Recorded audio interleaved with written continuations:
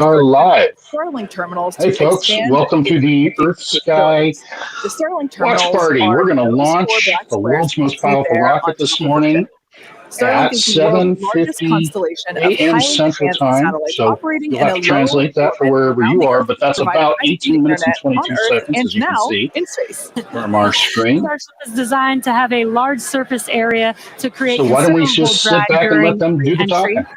Hi, Traveling Kelly. at How about are you? 27,000 kilometers per hour, or almost 17,000 miles per hour, Starship compresses the air in front of it, causing the temperature of the air to rise and ionize, turning it into plasma. This plasma layer interferes with communications by absorbing and reflecting radio waves, leading to the communications blackout we've seen historically with spacecraft during atmospheric reentry. With Starship, most of that plasma is built up around the front and sides of the vehicle, leaving an opening downstream where we're able to point our Starlink terminals. And with Starlink also operating at a higher frequency than traditional space-based communications, we're able to power through any residual plasma to provide real-time video and data at high speeds back to the ground. Super cool. We actually got to see this in action on Starship's last test, Flight 3, which had the first ever live HD video of a spaceship re-entering the atmosphere.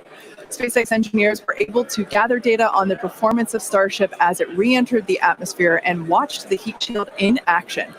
Now, the physics of re-entry are extremely hard to replicate perfectly on the ground, so access to this data is an invaluable tool for rapid iteration. In fact, one cool observation from that Flight 3, seeing how shockwaves form at different parts of the vehicle and how they interact to put pressure on the ship, especially the flaps. This is really valuable for Starship since no spacecraft has ever flown with 4 movable flaps like what we use for aerodynamic control. Starship's greatest strength will be rapid and reliable reusability, and Starlink has become a critical tool to make that a reality. Over the next few flights, we'll continue to improve the Starlink performance on Starship, eventually enabling more views and enabling more data to be transmitted in real time. And we'll keep experimenting during entry. You might have noticed a few tiles missing or looking different near the bottom of Starship. We intentionally placed one thin tile and removed 2 tiles completely. In their place, we now have sensors to see how hot things get without the tiles in those locations, while also testing some backup thermal protection options. Ideally, we expect Starship's reentry to improve on each flight, thanks in part to this wealth of new data. But if getting to space is hard, returning from space is even harder. That's right. No one has ever succeeded in creating a fully and rapidly reusable heat shield. So we could see some spectacular failures before we get this right. But with communications improving on each flight, we will continue to gather more and more data to inform our development. We're now about 15 and a half minutes until our next liftoff attempt. In the meantime, let's take a look at some of the technology we have in development as we prepare to head to the moon in future missions. Starship will be taking astronauts to the moon as part of NASA's Artemis program. Next year, we plan to demonstrate ship-to-ship propellant transfer, which will be important for our upcoming moon missions. Today, we're actively testing a lot of hardware that will make exploring the moon possible. One recent series of tests brought together the key pieces we'll see when landing back on the moon: Starship, spacesuits, and astronauts. Together with Axiom and NASA, our teams put 2 astronauts in pressurized Axiom spacesuits and practiced the first steps of going to the lunar surface. The team used test builds of a Starship airlock, as you see there, and elevator to gather data on how well future Artemis astronauts will be able to move around once fully suited. Tests like this are incredibly helpful for engineers designing these systems, as they have the opportunity to get feedback directly from experienced astronauts Peggy Whitson, who is on the right of this photo, and Doug Wheelock, who's on the left. You can see them in action during this elevator test. SpaceX will perform one uncrewed demonstration flight before NASA's Artemis 3 mission, which will be the first human surface expedition since 1972. After those first expeditions, we'll be ready to fly more people along with everything it takes to build a moon base. In many ways, Artemis feels like an extension of the human spaceflight work SpaceX and NASA have been partnering on for some time now. In fact, we just celebrated the anniversary of the Demo 2 mission. That's right. Just 4 years ago, on May 30th, 2020, SpaceX launched the first crewed test flight of our Crew Dragon spacecraft. Dragon carried NASA astronauts Douglas Hurley and Robert Behnken to the International Space Station in the first crewed orbital spaceflight launched from the United States since the final space shuttle mission in 2011, and the first Nerds ever of operated by a steel. commercial provider. You can see Bob and Doug there on your screen. That was certainly a memorable day for all of us here at SpaceX, one that we fondly think back on. And it's exciting to think about Starship being the next to take its first astronauts to the moon. In tandem with Starship development, all of our operational human spaceflight missions are helping us prepare for those future trips to the moon. Our upcoming private astronaut mission, Polaris Dawn, you can see the crew there on your screen. They will play a big role in testing procedures that will be relevant to our moon and eventually Mars missions. We're looking forward to the third Polaris Dawn mission, which will be the first crewed Starship flight. The Polaris Dawn crew will attempt to reach the highest apogee ever flown by a spacecraft, and they'll also be performing a spacewalk or extravehicular activity wearing SpaceX's newly designed spacesuits. They'll also be testing space-based communications, which will be critical to future deep space missions. The Polaris Dawn mission is currently targeted to launch no earlier than July of this year, so stay tuned because that is going to be a very exciting mission to watch. In the meantime, I'll be there. At T-minus 12 You guys should minutes, join let's us. check back in with Dan on today's countdown. Subscribe.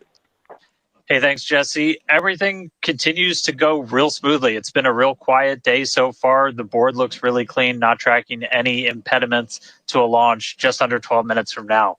Prop loads continuing. Looking at the numbers real quick, we're about 85% full on the ship. We did pause to start filling those header tanks on ship.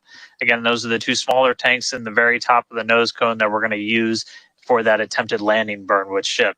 And with the booster, we're just at about 75, 76% or so on our methane and LOX, so getting pretty full there. Those are going to continue down to about 3 minutes and 20 seconds before liftoff. That's when we'll close out all the prop of the ship. And then T-minus 2 minutes and 50 seconds on the booster. A lot of work also going on in the background. Our range safety teams working to make sure the area, not just around the pad, but in the sea space out in the Gulf, and also in the anticipated entry point in the Indian Ocean are clear. We're not tracking any blockers, any boats, anything like that in the zone right now, but their work literally continues right up until those last couple of minutes. So they're working pretty hard to make sure everything stays clear. But right now the range is green. I already talked about it in the beginning. It looks a little bit cloudy, but weather not a concern today. Really light winds. We only had about a 5% chance of violation when we started this morning, and that's held. So everything continuing to look really good for launch so far. The pad itself is getting ready. Reminder that we're going to light those engines about 4 minutes before it actually takes off. So you'll see them start. The 33 engines on Super Heavy start to light prior to that T0. And then about 2 seconds after, we'll start to see first motion. But everything looking great. Just coming up on 10 minutes until launch. Getting excited down here. Ready to feel the rumble. I'll send it back to you guys over in Hawthorne. Thanks, Dan. Teams are also getting excited here at SpaceX headquarters in Hawthorne, California.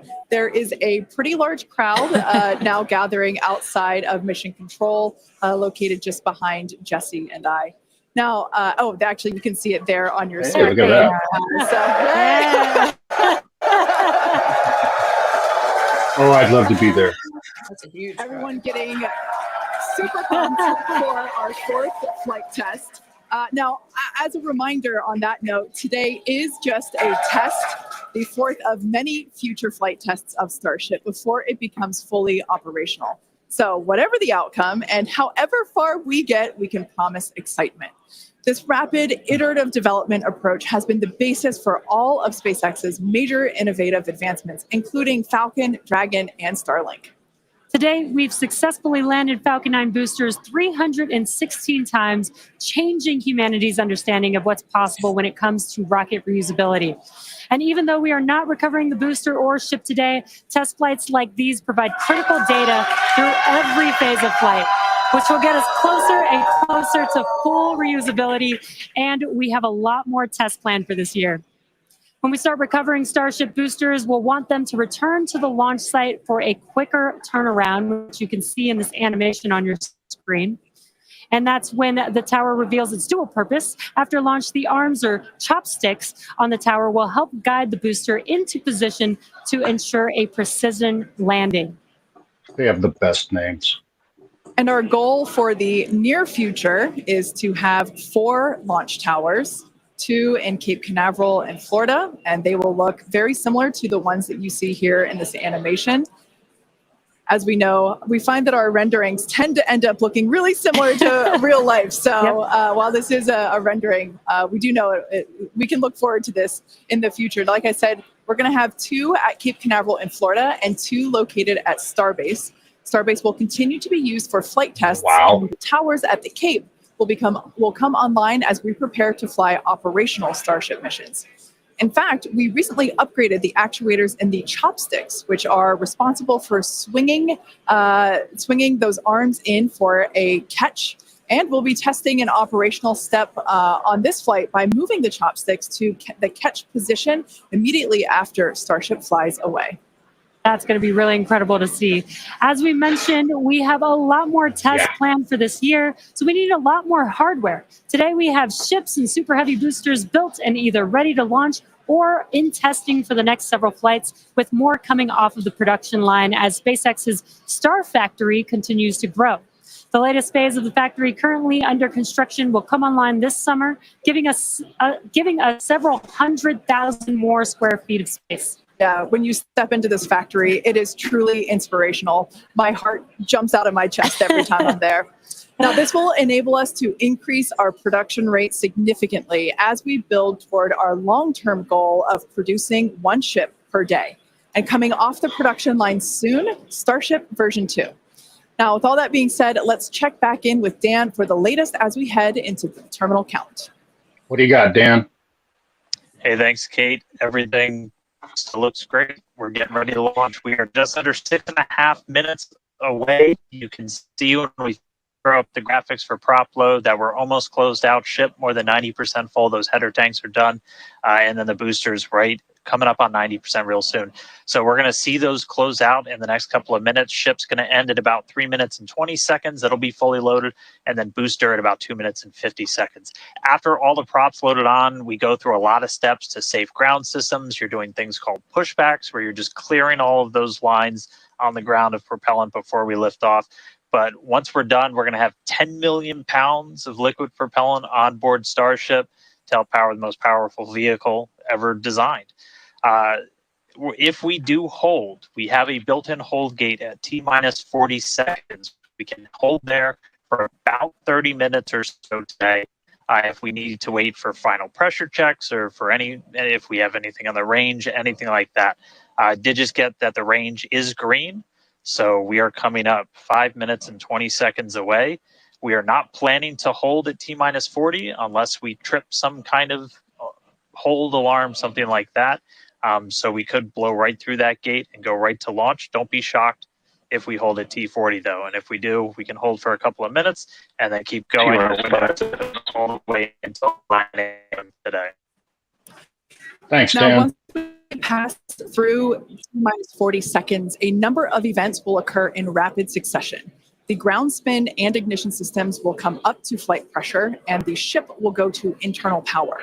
Now, after that, the quick disconnect arm lockout is removed in preparation for retraction shortly after T0. Gas lines connected to the booster and ship are vented down, and once we pass T-minus 40 seconds, we still have the ability to recycle the count under certain conditions back to T-minus 40 seconds and hold there to assess what happened and if we can proceed again to T0. That However, will happen once the very water quickly. for All the of that's going system to begins flowing at flash by. T-minus 10 seconds. Any issue after that would be an automatic scrub for the day, as teams would need to refill the deflector's water tanks, as well as the lock storage tanks at the tank farm before making another attempt. So as Dan mentioned earlier, we are not planning to hold at the optional T-minus 40 second mark. That moment basically is what would allow teams to wait for final checkouts or assess prop levels or avionics, vehicle pressurization, the range, the weather. Weather is 95% go, as you can see from these incredible drone views that we have and pad cams. It is a beautiful day. Of course, we have some clouds billowing from the locks there.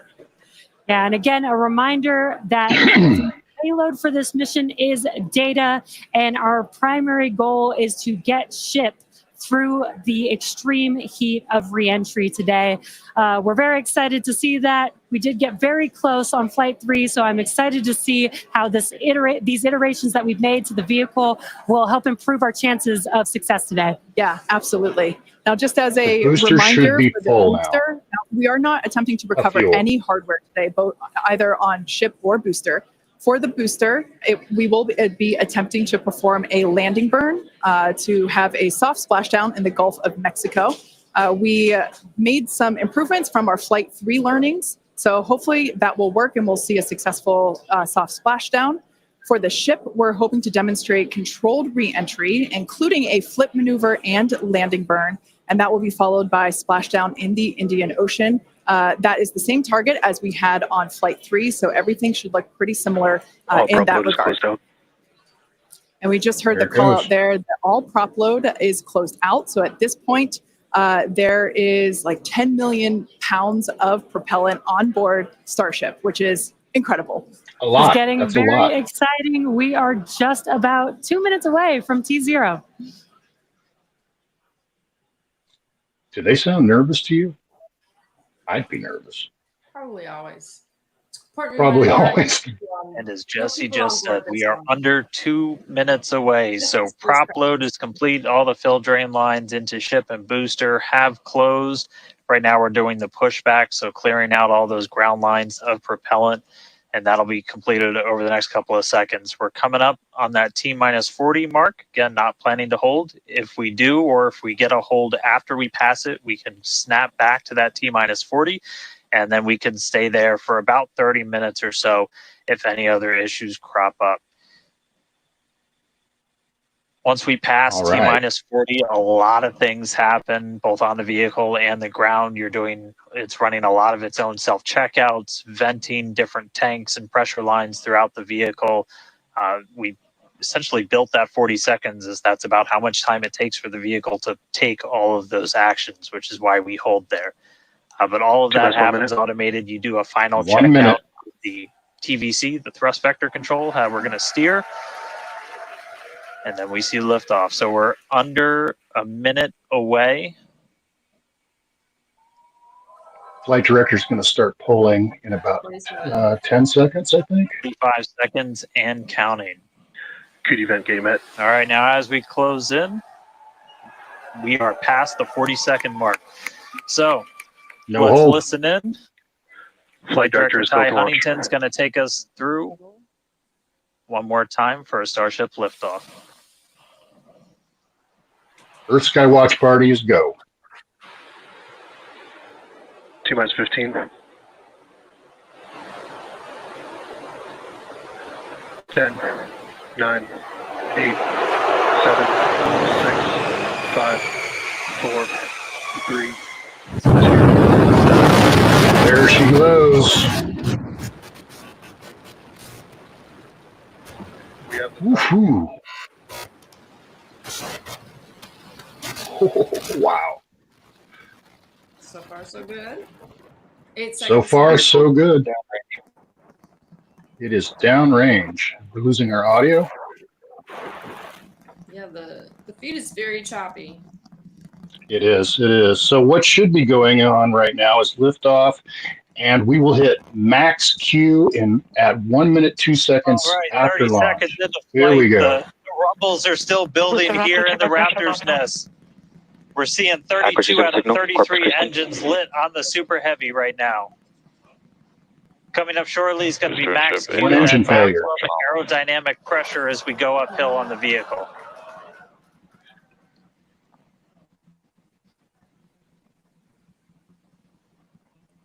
Max Q. Max Q. So about 1 minute and 10 seconds till we have Miko, main engine cutoff. Continue on up We still have about Vehicle is a supersonic. minute and 30 seconds until we get to stage separation. Starship I don't now see any flying anomalies faster this than the time. speed of sound. Despite the one engine. Just the one engine. That's pretty good. All right, so you got a couple of views. You got some ground trackers in your top camera there. You're looking down from the top of the booster in the bottom left, and then a camera in the top flap of the ship looking back in the bottom right. So getting a couple of different looks as Starship heads uphill. Once we get the hot staging, a lot of things happen all at once simultaneously.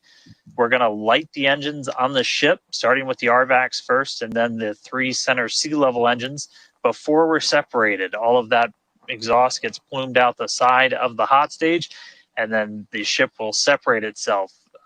All but the 3 center engines on the booster are going to shut down. So the booster never stops its thrust while we go through this hot stage maneuver.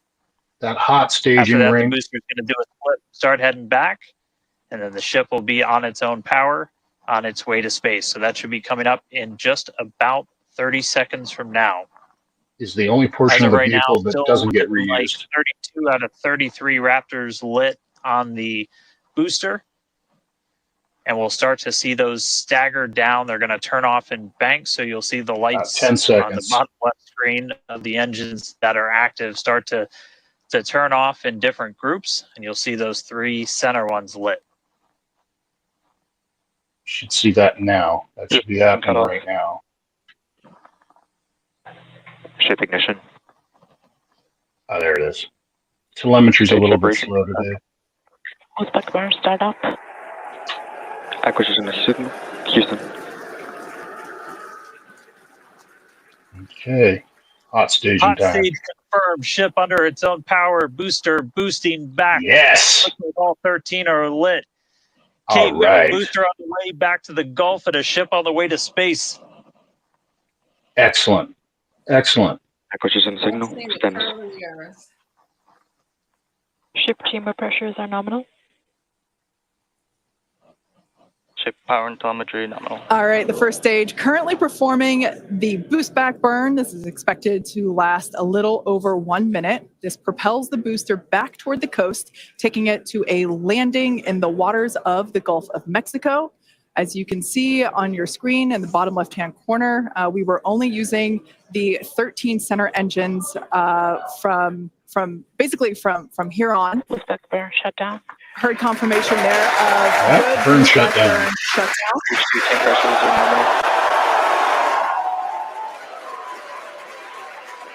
And the hot stage jettison should happen. Lots of excitement. So right here,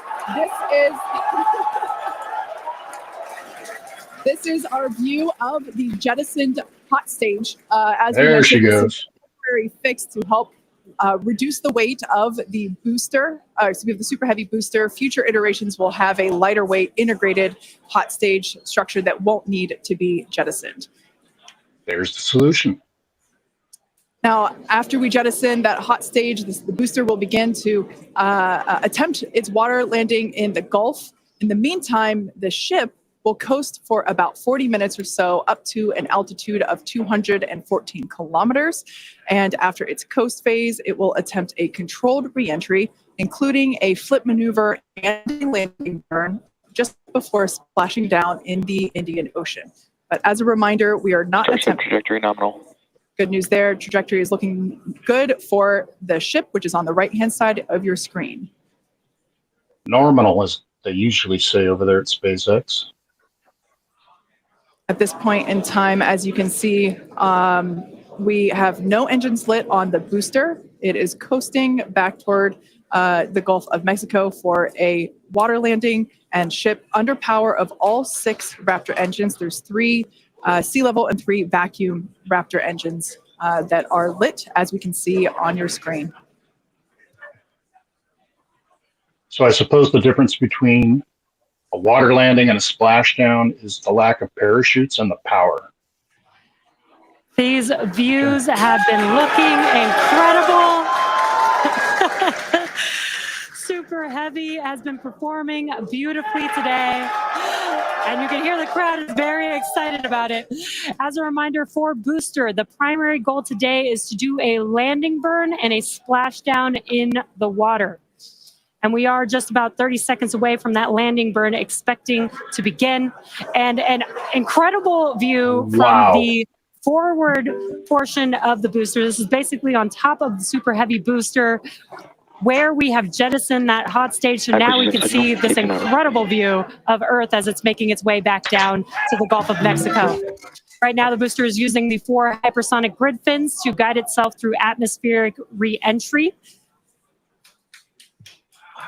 And we are expecting that landing burn here.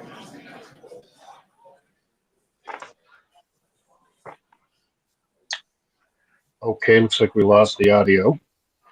And we will be igniting 13 engines. And this is a great view. On your left-hand side is 3 views from the booster, and your right-hand side a view from the ship. And you can see those grid fins on your left-hand screen rotating and turning to guide the booster. And there's that landing burn. Coming in hot. That landing burn just begun, and you can see the water go. Yes, I'm very emotional. This is astounding. They did it. They're in the water. We can't tell, but they're there. And the crowd goes wild. There they are. Ship has entered terminal guidance. That was absolutely incredible. The first successful splashdown of the super heavy booster. Loved seeing it just tip over into the water before losing that footage. Now the next milestone is coming up in about under a minute. The ship is going to shut off its Raptor engines, which we see right there. As we mentioned before, today's test flight is not an orbital flight, but rather one that demonstrates the Starship's orbital capability.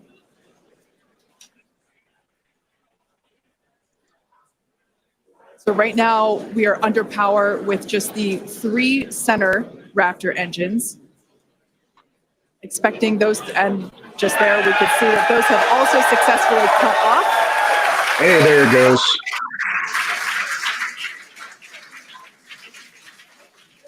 Ship FDS is saved.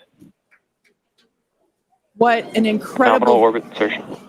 Oh, there's great news there. Nominal orbit insertion.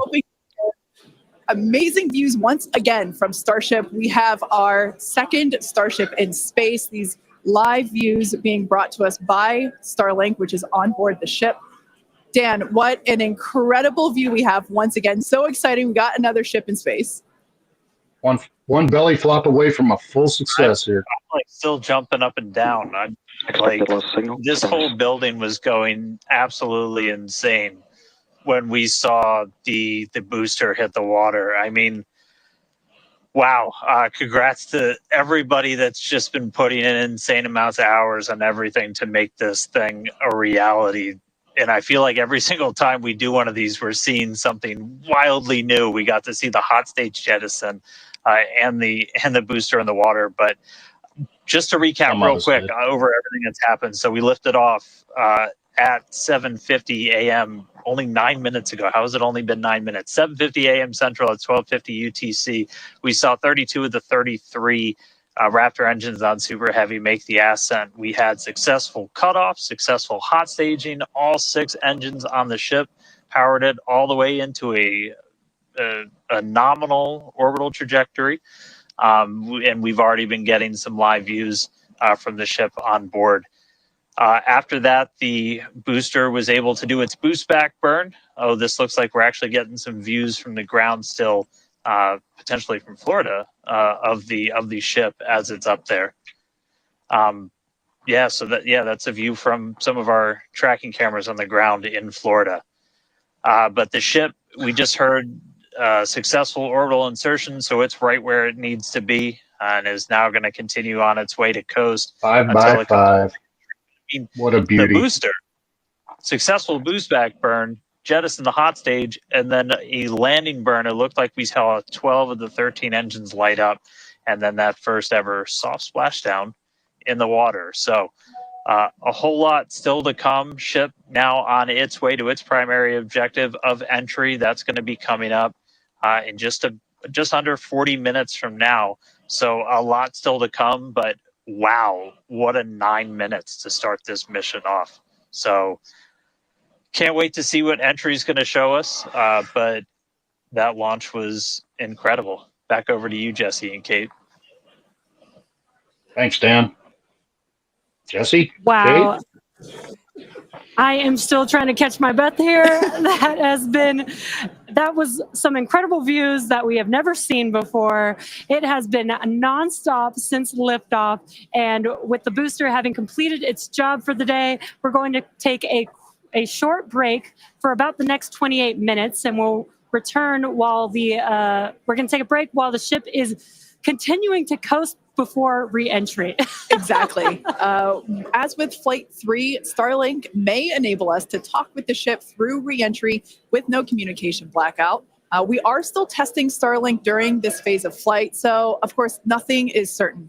However, if we do have views, we will be sure to bring those to you live. Views such as the one, that we had. Well, of course, because I said it went away. So we will try to bring those to you live.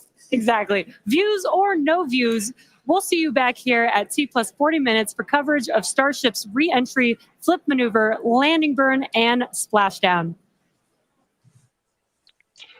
Well, that was impressive. That was something else, wasn't it? So far, so good. So far, so good. This is where we were in March, right? The third test. We got this far. We got this far and no further. Yeah. Well, actually, we did. We got RUDs. Last time we got rapid unplanned disintegrations, and it doesn't look like we're going to get any of those. We had a double one last time. Best we can hope for is one RUD today, which I'd rather not see. Natalie, can you mute that for us? Thank you. Awesome. Anyway, yeah, they need to work on their music selection. It's what's free. Very dramatic though. But it was clean. It was clean all the way. I saw no anomalies while Starship was lifting, passing the gantry. The very first iteration, you could see flames coming out of the bottom of the ship not long before it exploded midair. So we didn't see that this time. Nothing fell out of the sky. So I think they've overcome all the issues from the first three, and it looks like this one's headed for full success. Well, Pretty exciting, huh, Kelly? Yeah, it's great. We have, let's see, how many minutes do you think now until they're heading for the Indian Ocean at this point? I think probably about 20 minutes, 25 minutes, somewhere in that region. It's going to be a while. Okay. Maybe we should take a break and let everybody watch the stream and come back, or we can just sit here and chat. Yeah, it's amazing. I'm sorry, say that again.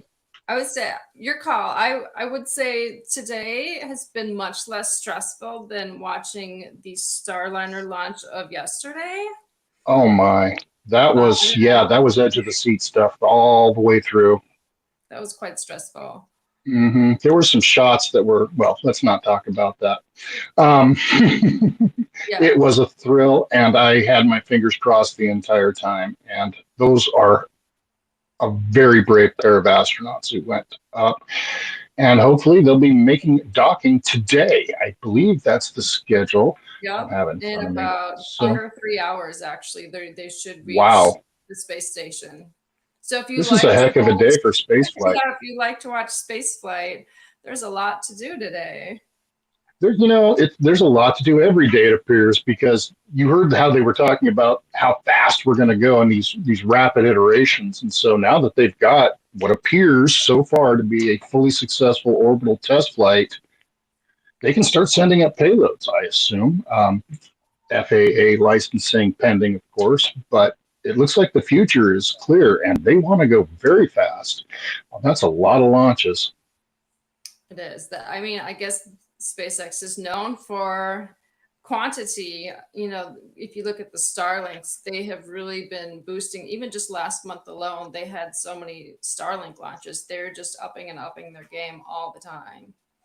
They really are. They've changed the game. This is a real space race, but I think we may have a clear front-running winner here. Although I'm really hoping to see Sierra Space and its space plane do well. And Blue Origin, you know, we want to see them. And we want to see all these guys doing well. This is an exciting time. I'm really enjoying this. It's not a competition. It's a marathon. The more cooperation we get, the better. This really is, you know. Anyway, we are EarthSky, and we are currently watching the Orbital Test Flight 4 for SpaceX Starship out of Boca Chica, Texas, and the booster has made it successfully back into the Gulf of Mexico for a water landing. And now we're waiting for acquisition of signal from Starship itself, which is up in orbit and headed for the Indian Ocean. So that's what we're doing.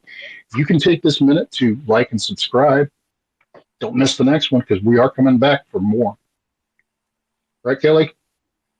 That's right. Today, and next time we have a big launch, you'll probably see us here again. I think so, and that won't be long, I imagine.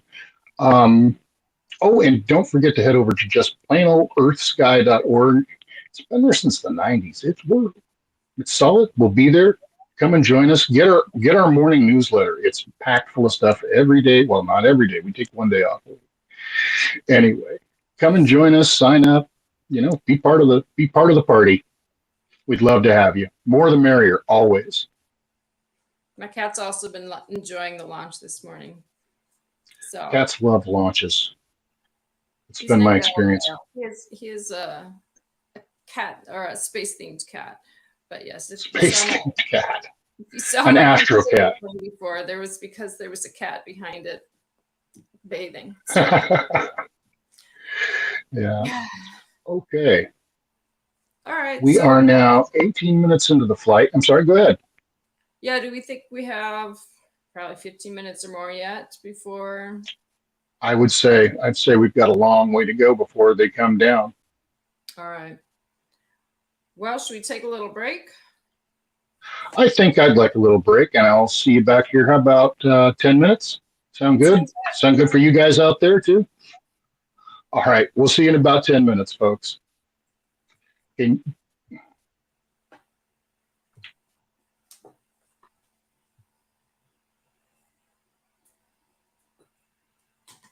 Or maybe you'll keep seeing us. I don't know. I'll be back. I'm going to leave this here.